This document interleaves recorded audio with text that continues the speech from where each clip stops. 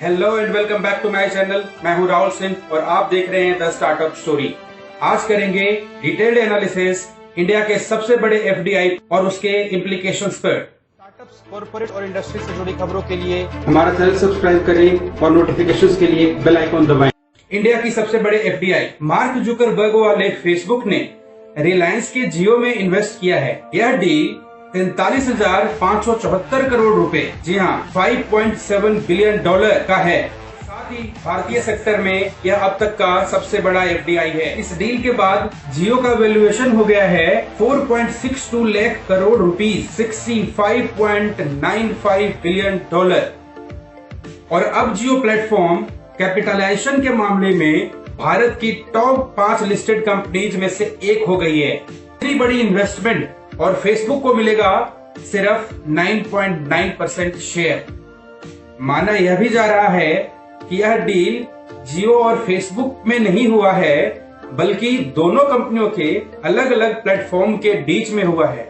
इसका मतलब यह हुआ कि अब रिलायंस और फेसबुक एक दूसरे के प्लेटफॉर्म का इस्तेमाल करेंगे। इस डील की वजह से जहां फेसबुक को तेजी से बढ़ते मार्केट में अपनी मजबूती बनाने में मदद मिलेगी, वहीं भारत की सबसे बड़ी कंपनी रिलायंस को अपना कर्जा कम करने में मदद मिलेगी। कहाँ है निशाना? फेसबुक का इंटरेस्ट हमेशा से डेटा में रहता है। व्हाट्सएप और इंस्टाग्राम के साथ फेसबुक सबसे बड़े सोशल मीडिया प्लेटफॉर्म में से एक है। अब आइए बात करते हैं रिलायंस जियो की। 2016 में बनी रिलायंस जियो भारत में सबसे बड़ा टेलीकॉम सर्विस प्रोवाइडर है। इसका मार्केट शेयर है 32%। इसके बाद नंबर आता है वोडाफोन आइडिया और भारती एयरटेल का, जिनका मार्केट शेयर है 29.12% और 28.35%। कौन कौन से प्रोडक्ट हैं जियो प्लेटफॉर्म्स लिमिटेड के?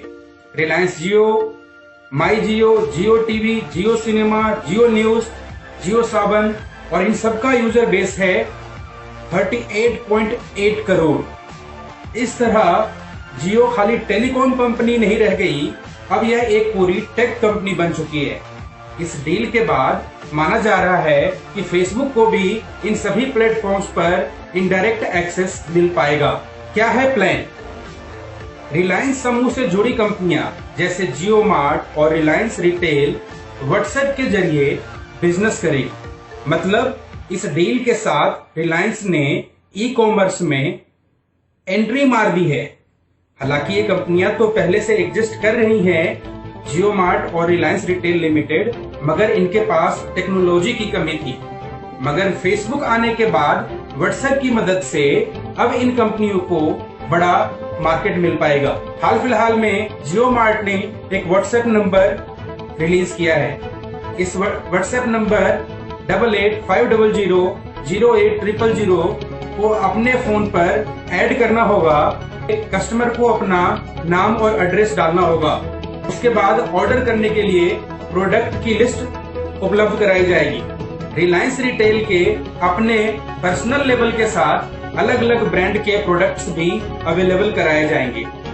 ऐसे मॉडल को ऑनलाइन टू ऑफलाइन मॉडल कहते हैं और यह मॉडल चाइना में काफी पॉपुलर भी है। अलीबाबा इसका बेस्ट एग्जाम्पल है। यानी ऑनलाइन देखो और ऑफलाइन खरीदो। किसको है खतरा?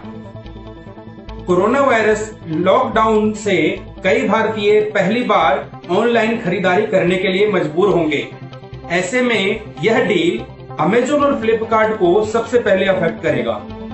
हाल फिलहाल में चाइनीज एफडीआई पर रोक लगने की वजह से कई सारी कंपनियां जैसे कि पेटीएम, स्नैपडील, बिग बास्केट, इनको फंड रेजिंग में थोड़ी तकलीफ आने वाली है और ऐसे में इन सबको इमीडिएट इम्पैक्ट रिलायंस और फेसबुक की ये डील करेगी। वैसे भी रिलायंस के बारे में इमेज यही है कि जिस भी सेक्टर में ये कंपनी जाती है उस सेक्टर को डिसरप्ट कर देती है।